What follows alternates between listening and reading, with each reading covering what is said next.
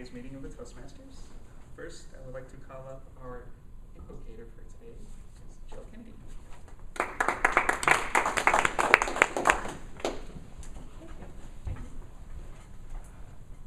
All right. Well, today's invocation I found in a book I was reading to my son, and it dawned on me that as I'm trying to instill these values on him, I think I also should listen to what I'm trying to teach him. So the book was by Shel Silverstein, and the quote is, "Listen to the mustn'ts, child, listen to the don'ts, listen to the shouldn'ts, the impossibles, the won'ts. Listen to the never haves, and listen close to me. Anything can happen, child, anything can be." Thank you. Is that like a sidewalk in? Yes. Well, thank you, Jill. Next, I would like to introduce our guest for today. If you just wanted to, first, just say your name and a little about yourself. Okay. Should I stand up? Just stand up here. Alright, my name is Peter Alcides. I actually work in the Mounds View building. I work for the Cardiac Connected Care. I'm a PACEARC field consultant. And I guess I've wanted to join Toastmasters and be more involved for quite a while now. Just haven't found the time. And I just put it on my calendar, talked to John. John got me a list of different invites. And here I am today. So I'm looking forward to participating and being involved in these meetings moving forward. Well, thank you. We should probably give you a heads up too. You are welcome to come to as many meetings you want here. They do have a Toastmasters in Mounds View, so you wouldn't have to commute here every time if you want to at least try. Okay. Yeah. Well, thank you. I didn't realize that you were in Mounds View. Oh, this is actually real nice just to get out of the building. Oh. So I'm never out of here. I'm in the south building, so by the time I get to my car in the parking lot for the lunch, it's actually perfect. Otherwise, I'm stuck at my desk most of the time. So, thank you. Welcome aboard. Thanks. Welcome. And then we do have, just as an order of business, there's Toastmasters Club. I'll just read the email. I'm hoping this message reaches the members of a Toastmasters Club.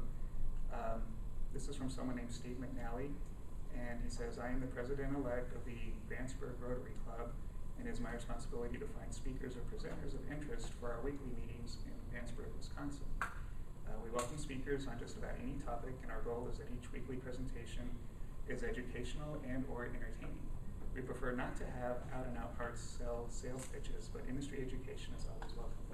So if any of your Toastmasters Club members would like to do a presentation that would be of interest to a group of about 25 to 40 active and retired business and community leaders in Grantsburg, Wisconsin, I would love to hear from them." And he goes on to talk about when their meetings are every Tuesday from noon to 1. They have food the first half hour, and the presenter's meal is free of charge. So just another opportunity to speak. It sounds like Grantsburg is about 90 minutes or so from Fridley. So if you're interested, just let me know. We can forward along the email to you. All right. As far as that, I think that's all of the new business that we have. That's all I can think of. So to move on to the next topic of the day, I would like to bring up our word of the day, which will be given by, do we have a word of the day? We might not have a word of the day. Do you want to do a general evaluator and I can look up a word of the day? We will. So next we'll call up our general evaluator, John, to just give a brief introduction about what the general evaluator does. Okay. And introduce your team. Well, the general evaluator kind of gives an overview of the entire meeting, takes a look at all the different roles that are involved, and at the end of the meeting gives a summary of how things went, and also introduces some of the people, some evaluators that are involved in the meeting. And today we have evaluator number 1, Ivan. I'll actually be evaluator number one. John is going to be evaluator number 1. Okay, so I'll take the agenda. And Someone volunteer. so and then we have a couple other people who help with the meeting. The AWK counter, who keeps tracks, helps us with our presentations. And the AWK counter today is It's Lori. Lori's going to do it. Okay. Okay. Connor? Yeah. Yes, sorry. She's I got her missed chart it. right in front I of will. her, so she's already I've counted. already And off. got some marks. Okay, so, and then the timer, Gary, I understand, is doing the time of the day, so those are people help with the meeting, and, toward the end of the meeting, I'll be called on to give a general evaluation again, thank you. All right. Thank you, John.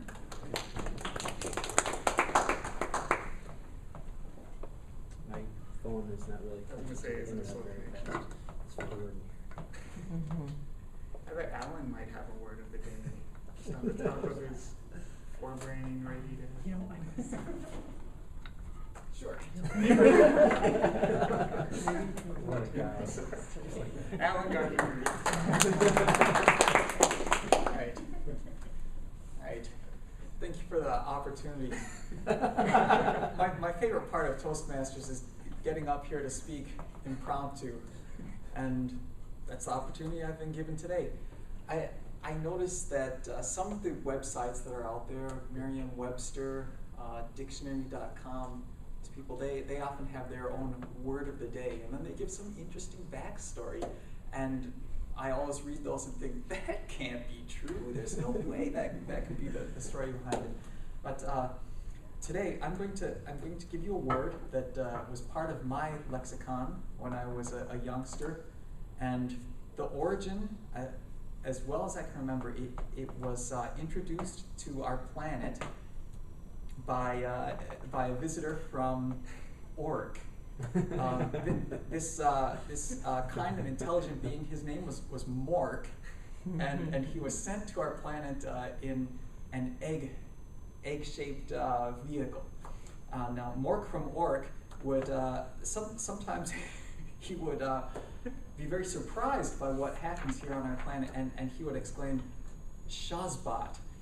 Today's word of the day is S-H-A-Z-B-O-T, Shazbot, and it would be used in such a manner as, there's a, that's correct, Shazbot.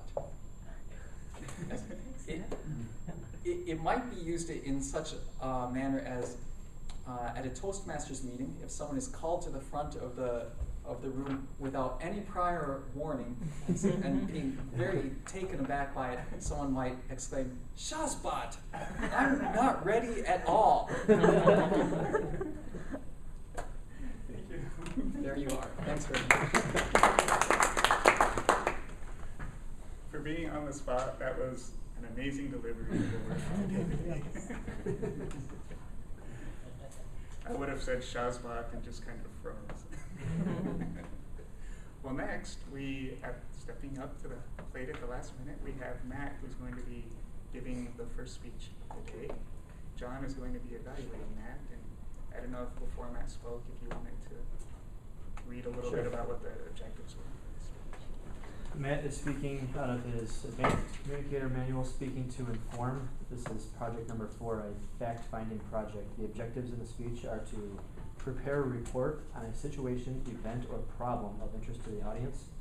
Deliver sufficient factual information in your report so the audience can make valid conclusions or a sound decision, and answer questions from the audience. So Matt's speech will be 8 to 10 minutes today. And also Matt would like to have us focus on his rate of delivery and double clutches as he speaks. So let's welcome Matt to the floor.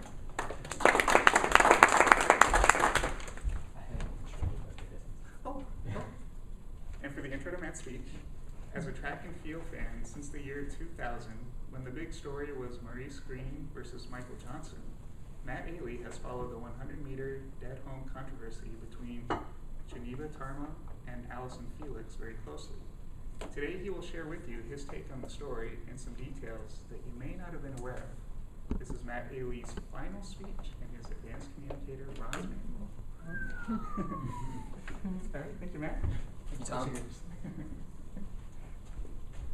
A lot has been said about this Allison Felix Geneva Tarmo. That's actually how you pronounce her name. I had to watch a couple interviews to get it right, and that assumes the interviewer got it right. But a lot has been said about the Felix Tarmo controversy in the 100 meters in preparation for the Olympics. So I'm going to give some more details about exactly what went down and specifically what has been done about it, in my personal opinion, on the situation. So just some very high-level background.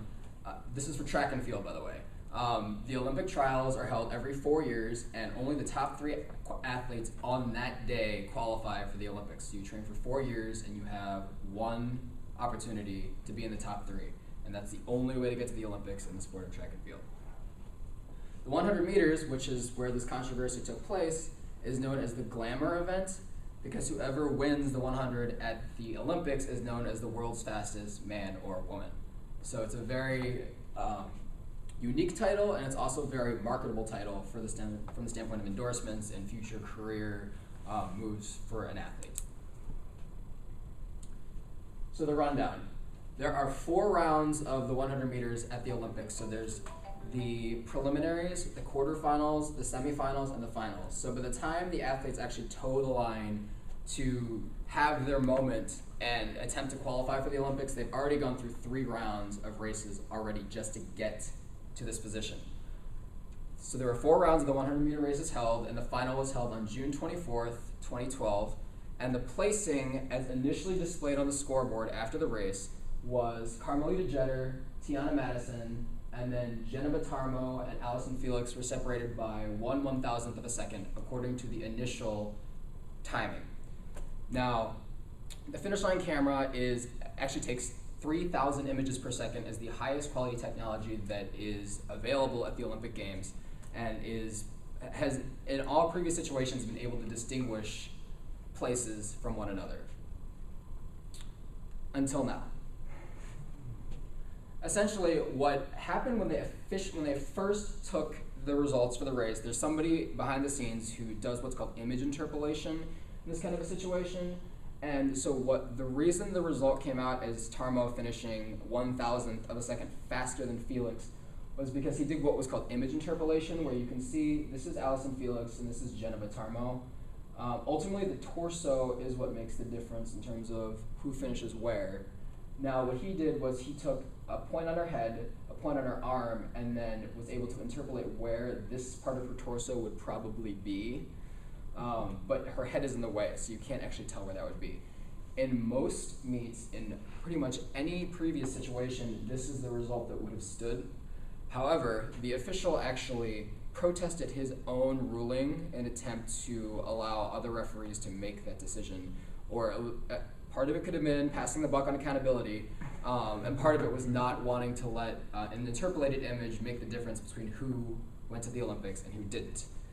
Now, this seems pretty reasonable. However, the issue is that Tarmo, who was initially listed as the 3rd place finisher, was not allowed to protest this ruling, from the fact that she was 3rd to suddenly she tied for 3rd.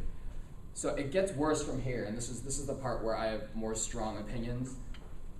So to make things complicated and clearly even more awkward, Tarmo and Felix are actually training partners, both train under Bobby Kersey, who is the husband of Jackie Joyner Kersey, the heptathlete from a number of decades back.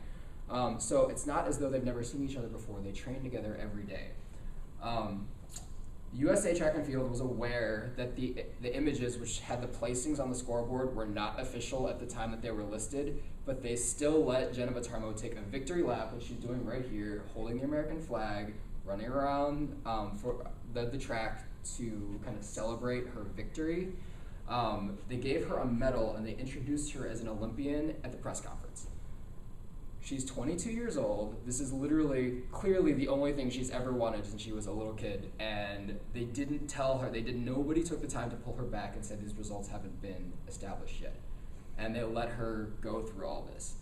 And an announcement was later made, as in much, much later after the initial press conference where they interviewed her as an Olympian, that there was a dead heat. She only found out because a reporter asked her about it in a later press conference.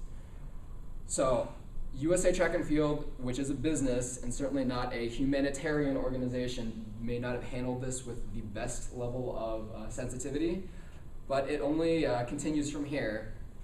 So USA Track and Field did not apologize publicly for any wrongdoing.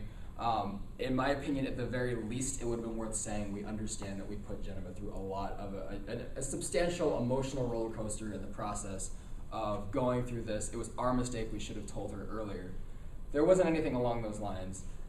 And to make matters worse, there were no policies associated with a tiebreaker because it's never happened ever in the Olympic trials in the sport of track and field. So they actually had to convene as an organization and come up with policies on the spot.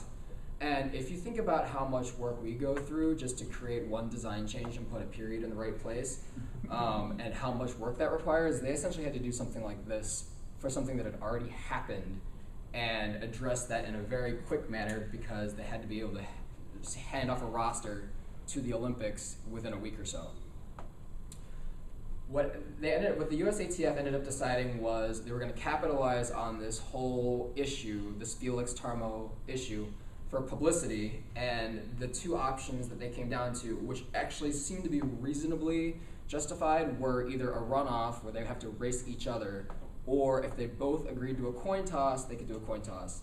And no athlete's ever going to agree to a coin toss when their entire career has been put into this for an extended period of time. And one of the quotes from one of the officials in charge was, "This will be great exposure for our sport, and it's probably going to be one of the most publicized and viewed track and field events ever." And while that may be true, this is again the business end versus the humanitarian end. They are still neglecting the fact that they put this poor girl who's only 22 through all of this, and they're basically telling her, well, we told you won, but you didn't. But if you do still want to go, then you have to race against this other girl who's your training partner. And it'll be great for us because it'll give the sport a ton of publicity. So you can either give up your spot, or you can race her, or you can do a coin toss. So this is not a win-win situation by any means, because Tarmo's time is actually her personal best, so she'd never run faster than that. So to duplicate that a couple days later would also be extremely difficult. So the outcome is the Tarmo-Felix runoff was scheduled for Monday, July 22nd, 2012. ESPN was all over this, and you would have thought it was like the Nancy Kerrigan, Tanya Harding free skate in 1994, or one of the bigger Super Bowls. And essentially what ended up happening is Tarmo backed out at the last minute and said that she felt like she was robbed of her spot on the Olympic team. She wasn't allowed to protest either, even though the initial unofficial ruling said that she was in the top three. And she said that she felt like she and Allison Felix were both being made into kind of puppets, where it wasn't about them, it wasn't about the athletes. The Olympics are obviously supposed to be about Olympic glory and working hard for an extended period of time, but NBC and track and field kind of saw it more as an opportunity to get more publicity for the sport, which is understandable, but I think they neglected that humanitarian end of things. So she actually withdrew and gave up her spot because she basically said that from my principles, I can't toe this line because that's saying that I agree with the ruling and I don't. So she actually gave up her spot, which she was originally told she had, because she did not want to participate in this situation. And that brought about a number of mixed reactions. People say, you came this far, why didn't you, it's one more race, you should at least try. But this is where she stood from an ethical and principle standpoint. Conspiracy theories. So these are the fun things that you will hear on TMZ-like articles for sports.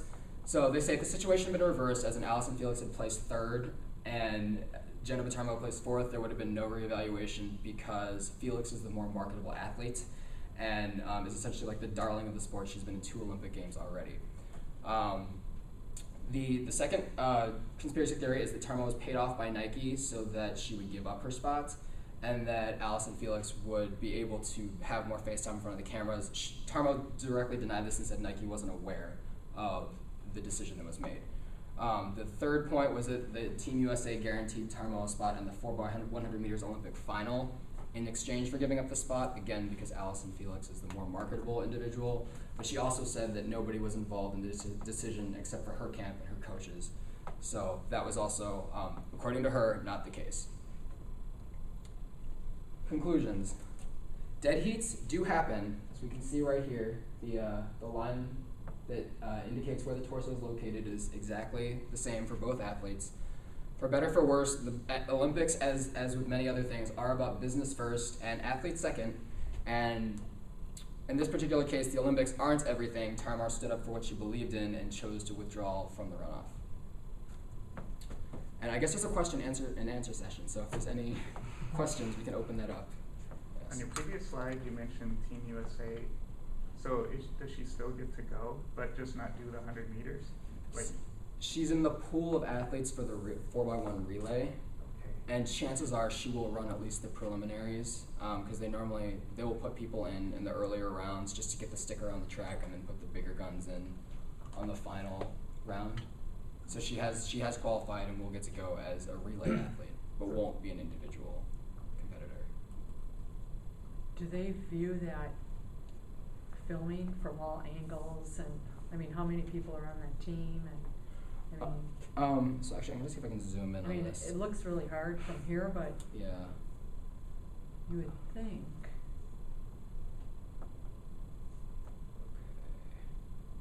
I think that's about as close zoomed in as I can get. Oh. So they had. It's not good. So it doesn't count if your arm's out there front. It's not your arms, it's your torso. And so the only part of the torso they can see is right here at the edge, and it was Wow. directly tied. They did have one other photo, but it was obscured by another runner who was in the way. So I think they do actually have 3 camera angles, one from the top, one from and one from each side. And this was the best one they were able to use. Is that how they always do the time, is electronic or by computer like that? At any kind of big meet, yeah. Yep. Oh, that's tough. Why didn't they use the Toastmasters time? It always goes late. It doesn't go down to the thousandth of a second, from what I understand. Hand timing is also on average 17 thousandths of a second slower than automatic timing. Fun fact. Anything else? All right, Mr. Toastmaster. Thank you, Matt. That was great. Okay, we'll have a few minutes to fill out the evaluations. That is really amazing because it raises so many questions about, well, that an organization that big that's held meets and races for this long didn't have a procedure for a tie.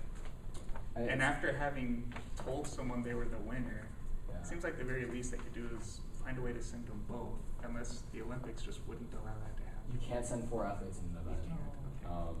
Yeah, you're not allowed to do that. Yeah.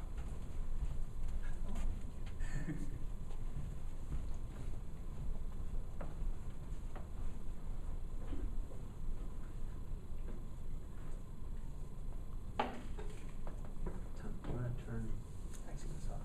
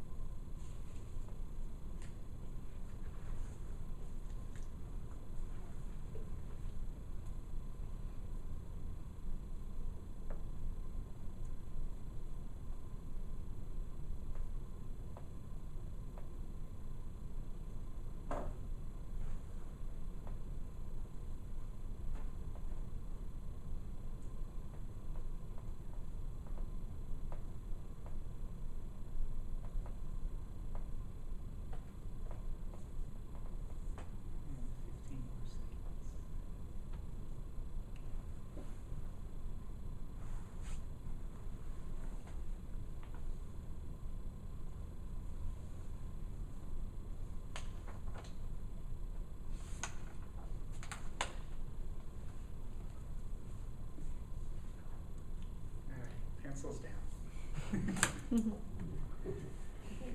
For our next portion of the meeting, we move into our table topics. And for that, I would like to call up our table topics master, who's Mark. Thank you. All right, instead of tables topics today, we're going to have Shazbot time. So I need a volunteer. First one, Jill, come on up. What I'd like you to do is there's some sheets of paper in here, draw one out of there. And don't look at it. And draw another one out of this envelope. All right. So now what, you've got two things. One's a location and one's an amount of money. So what I'd like you to do is tell me where you're going on vacation and what you're going to do with the money that you have, what you're going to spend your money on. I can look at At them that now. look, yeah, we can look at it now.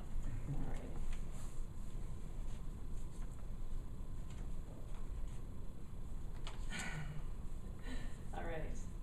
It looks like on my vacation I'm going to the Machu Picchu ruins in Peru. And while there, I have a $50 Visa gift card for filling out a survey.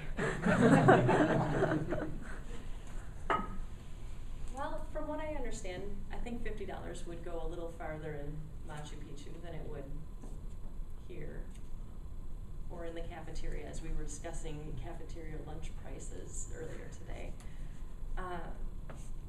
I would most definitely spend at least some of my $50 on souvenirs, as I love souvenir shopping when I'm somewhere foreign.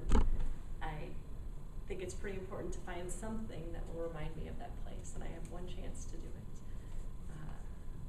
In Mexico, when I was there a few years back, I did get some local art and handmade paper that was made, and I've got that displayed in my bedroom. And when I was back in Ireland, I got a ceramic pot that I have in my kitchen above my kitchen sink. So I think I'm hoping that when I go to Machu Picchu, that the local vendor will take my $50 gift card in order to buy something art related that I can display in my house. Probably not likely, but I'll cross my fingers. Thank you. Thanks. All right, our next Ellen, come on up. Pick the place where you're going. Oh, I get a good one. And pick some money. Oh, it's probably the happiest moment of today. Just imagine. It might this is be real. a Shazbot moment. Oh, Shazbot. Actually, I'll let you know what I'm looking at here. The location, eco-tourism trip to Yucatan, Mexico. All right, and now this would never happen. I got a $5,000 tax refund from an IRS error. Okay. Well, after looking at both pieces of paper here, I can clearly see that this is a trip that will take place in a dream. As I mentioned, an IRS refund is something that has never happened for me. And as often happens in a dream, while events are unfolding and happening, for unexplained reasons, they change. Something in the matrix got moved. When I have a dream that I'm going somewhere, before I know it, I'm sidetracked and I'm rolling a big donut with a snake, wearing a vest. My second grade school teacher is there and delivering a pizza. So on my way to Mexico with my $5,000, I can only imagine that suddenly I'll be peddling used sneakers in an old custodian's closet in the basement of my elementary school.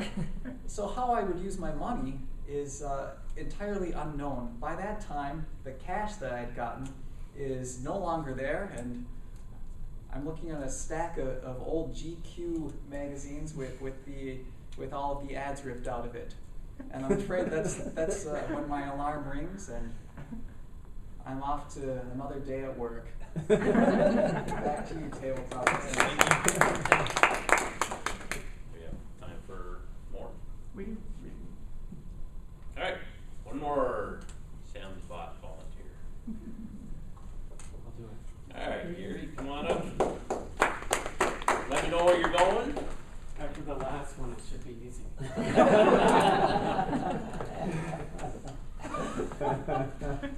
We actually don't have time.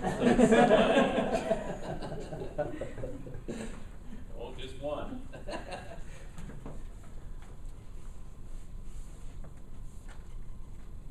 All right. I'm going to the Mall of America with $100 that I got for my birthday.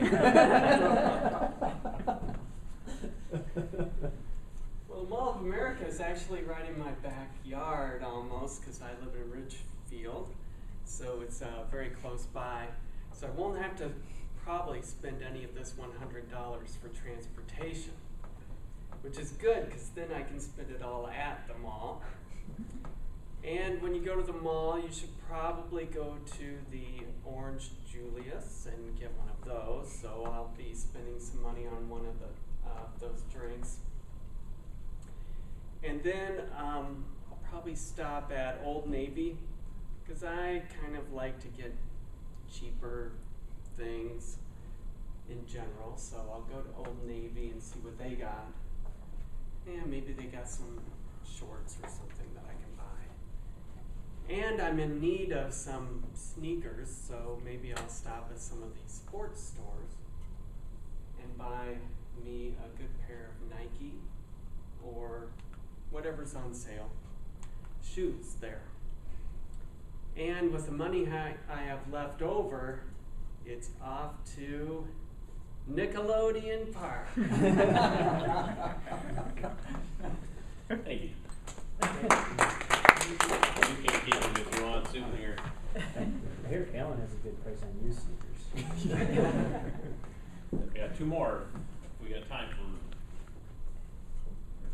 Anybody else? Going once? I'll go. Alright. Family wants to go on vacation. I mean, who doesn't want to go on vacation? Yeah, take so much with yourself.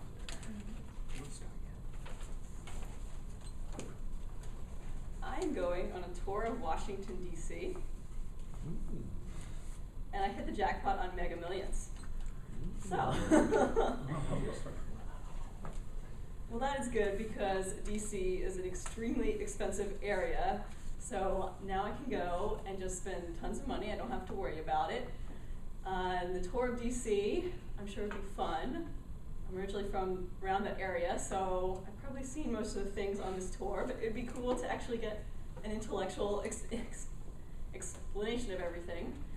If I spent the money, one of the things I'd spend it on probably is food, because every time I go on vacation, I feel like I just have to keep eating constantly because you never know when you're going to be at a place when you don't get food anymore. You might not be able to tell by looking at me, but you know, I always get very worried I'm not going to get to eat again because people close restaurants, there's not grocery stores 24 hours, and that type of thing. And especially in DC, you can get into very weird areas where it's very much a business district. So if you're there on a weekend tour, you're going to have very poor luck trying to find a restaurant that's open, which I have discovered sadly. So probably most of it would be spent on food, but also doing some of the experiences and the tours, which are also very expensive in DC. Thank you. The last person would have went to the Orlando Toastmasters Convention with $15.37. Well, thank you, Mark. That's great tabletop. All right.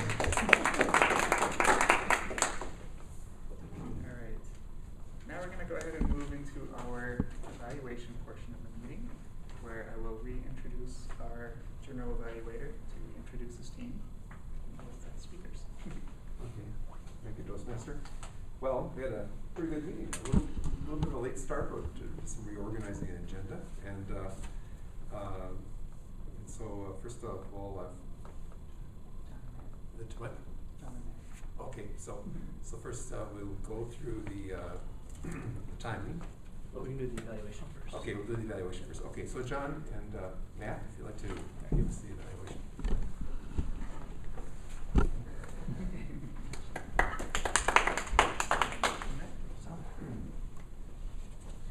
All right, Matt, excellent job. Thank you.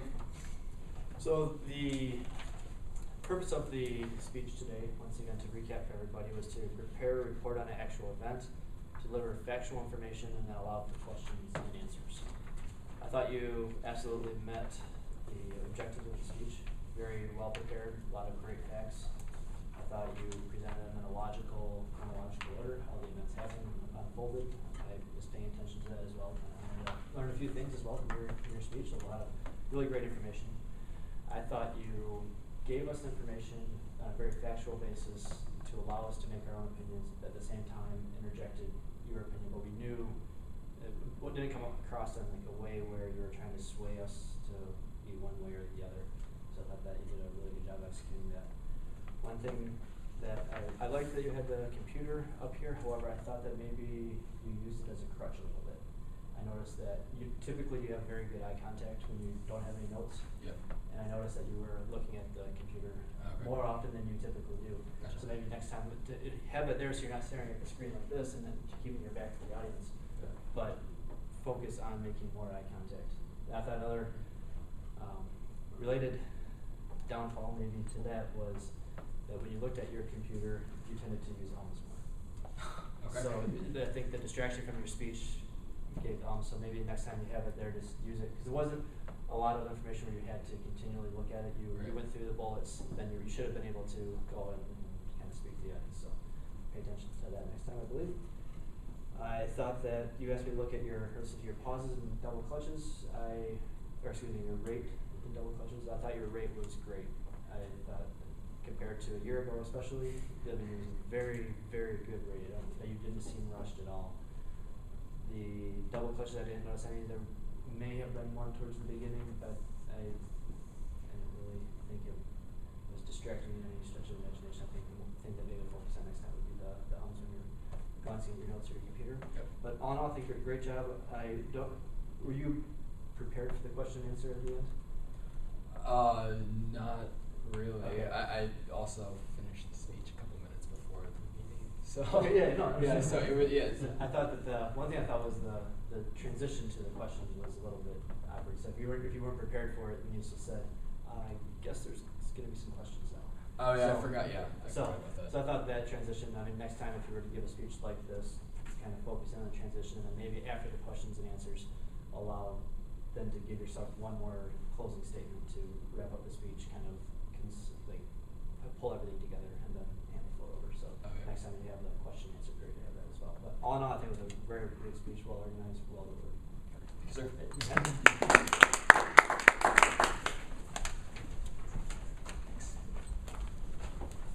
I talk to you about getting the whole? Mark, I think. Okay, sign off somebody already? Thanks. Yeah. Moving. Talk to me. Almost the 100-meter dash. Okay, it's time for an outcome and all the other word misuses that we expose ourselves to here. Nothing bad. Build up, no, kidding. All right, Tom, you were pretty clean, just one so and a And Jill, I just noticed a well when you started your invocation. Let's see. So the word of the day, Shawspot. That was fun, and Alan, it was fun to watch you. You're so energetic. I did catch quite a few ahs and ums, ahs and double clutches. But as I say, it was at the last minute. So you just got up there and talked off the cuff, which I think when people tend to do that, you put more ahs and ums into your speech if it's not planned. But thank you anyway. And Matt, I did notice quite a few double clutches. I was looking for them. Yep. Since you wanted us to notice that, so about 15. And quite a few so's and ums. Okay. But again, you're very energetic, and it was hard for me to count them because your speech was so entertaining and full of facts that I just wanted to listen to the detail. Right. So it was tough, but so thank you for that. It's a And diversionary tactic. yeah, right. And gosh, Gary, I noticed you said buy me, and I'm thinking maybe use buy myself. So when you're talking about buying something for yourself instead of buy me, maybe try to use a different word. And then you use all right and cuz. And yeah, a lot of people use the word of the day, shazban, so that's about it. Thanks. Very good. Now it's time for timing. So Gary, give us a timing assessment. Yes, I will do that. Matt, your speech was supposed to be 8 to 10 minutes, and it went 10 minutes and 15 seconds. But if you add in the Q&A portion of your speech, it went 11 minutes and 59 seconds. I thought that was an interesting fact.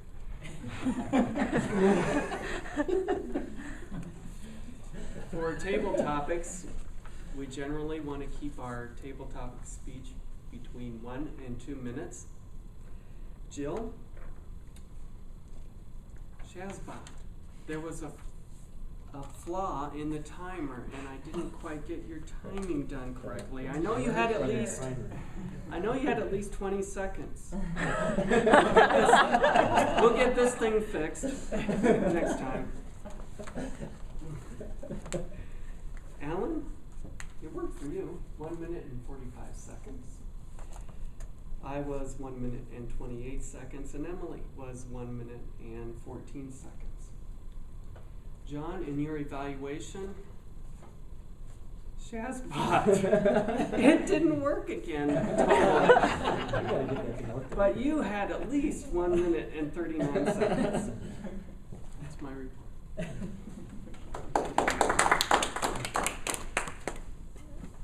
does that complete the general evaluator, or do you? What's that? And you're still, I'm sorry. Oh, is that it then? Or, pardon me for the question, but do I give the general evaluation? You do now. I do that now? Yes. Okay. Sorry, that was actually my fault. Okay, well, I apologize. I was just before the meeting coming down from my computer, and I was looking at the website for training for this this assignment. So I apologize for my being a total novice. But so we had a good meeting today. Like I said, it started just a little bit late, but flowed well. And interesting word of the day, which we now add to those famous ones: ah shucks and ah nuts. Okay, so it's something to take home with us. After that, Matt gave us a great speech, and this one finishes his first advance, right? And an intriguing speech on this controversy, which is very timely. So now I'm going to start paying attention to the Olympics. And, now I understand what a millisecond means in the athletic world. So thank you, Matt. And after that, we had table topics, and Mark treated us a new twist. So he brought people up there and had them do the 2-part epoxy mix. So you got a place to go and some money. And Jill was subject to Peru with a $50 gift card. So she managed to survive Peru with some art, I think she came back with. So she did pretty well. Alan was shocked into an IRS refund he didn't expect. So his trip was all on dreams. I'm not sure if it was on dreams or on drugs, but he came back and he didn't know where he was at. But very, very cool. So more realistically, Gary was sent to the Mall of America. He walked to save a few pennies, and he managed to do pretty good. So he came back with plenty of shoes and Old Navy materials, and also spent his last monies at the park. Right? Mm-hmm. So, and then Emily, she got sent back to her old stomping grounds. So what do you do there? Well, she, I guess, spent money on better restaurants that she would have treated herself to otherwise. So that's the table topics. That was very entertaining. And then we had a great evaluation. What I liked about this evaluation was that this is kind of the professional level of Toastmasters. So it's kind of neat to see that level being evaluated. So very objective and good to watch. So that's essentially the meeting. So thank you very much. Thank you, John. Thanks. And as John has just recapped the table topics for us, next we we get to vote on who's going to win the Table Topics Award for this week's meeting.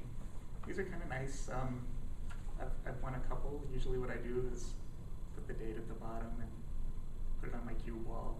And what's neat about it is people who may have an interest in Toastmasters, when they stop by your cube to talk to you about something else, they see something hanging there and they say, hey, what's that about?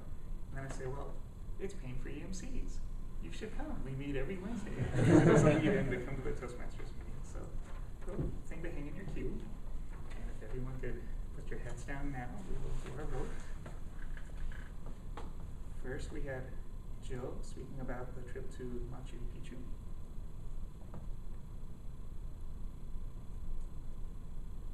Okay, thank you. And next we have Alan speaking about his dream state trance trip. Thank you. Next, Gary spoke about his trip to the Mall of America. Thank you. And then Emily on her trip to Washington, D.C. All right, thank you. And the winner of today's Table Topics trophy goes to Jill and her trip to Machu Picchu. Excellent. Enjoy.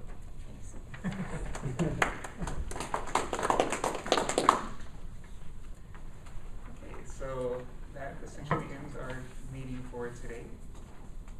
Oh, we do have one announcement. Anybody wants to give speeches, I guess, let me know. I'll schedule again. I gotta get my forms on and see how he does, but if you don't, you probably volunteered like table topics. You'll have a Shazbot moment. Excellent. Time we pick a Toastmaster for next week also? Oh yes. Is there anyone who'd like to volunteer to be Toastmaster for next week? Oh, Lori. All right. Thank you, Lori. All right. And with that, with no other announcements, adjourn the meeting. Enjoy the rest of your Wednesday.